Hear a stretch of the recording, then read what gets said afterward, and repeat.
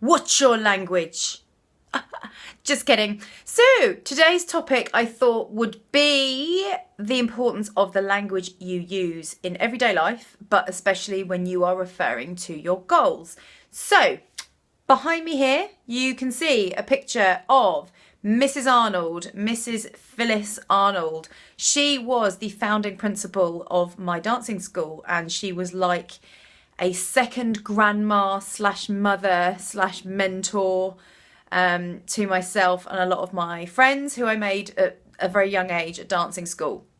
She was also my mother's dancing teacher. She founded the school and my mum was one of the first 6 pupils.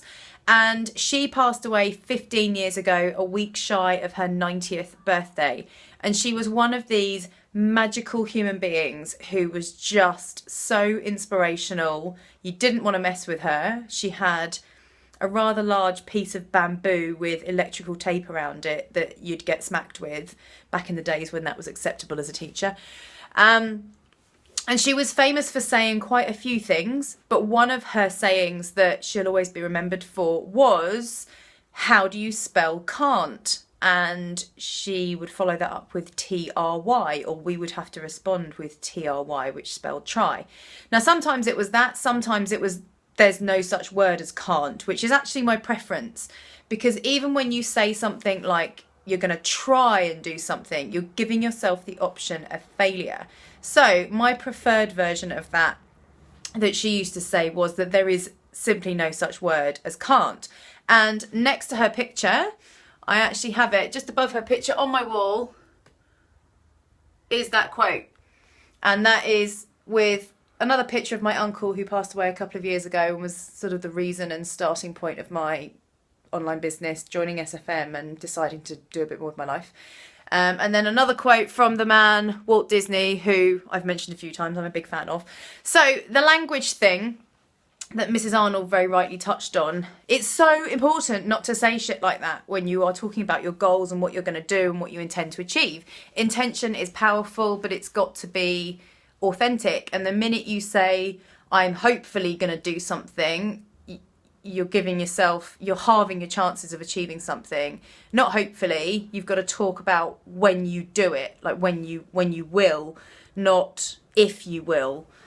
And don't say you're going to try and do something either, because like I said before, that's just giving yourself the option of failure. It is not an option. And when you introduce certain elements of language, it allows doubt to creep in. And another brilliant quote is that doubt kills more dreams than failure ever will. So that's the message for today. If you are an SFM member, go back through your blueprint training. I'm pretty sure there's a list of language to eliminate from your everyday use. But if not, just be present to it, be aware of it, and catch yourself when you say things like, I'll hopefully achieve this, or if I achieve this. Change it to when I do, and be positive, be absolutely solid in your belief that it will happen. Or as Paul Dean likes to say, you know it will happen. And actually, Paul, you'd love this woman. She was a Sheffield lass, and she used to say, I ain't got footy eyes and I ain't got cloth ears as well. She was magic. She knew everything. So enough respect to Mrs. Arnold. Loved her, miss her a lot. We talk about her all the time, but that was definitely one of her great pearls of wisdom. And I hope it helps you too. There is no such word as can't. See you on day 57.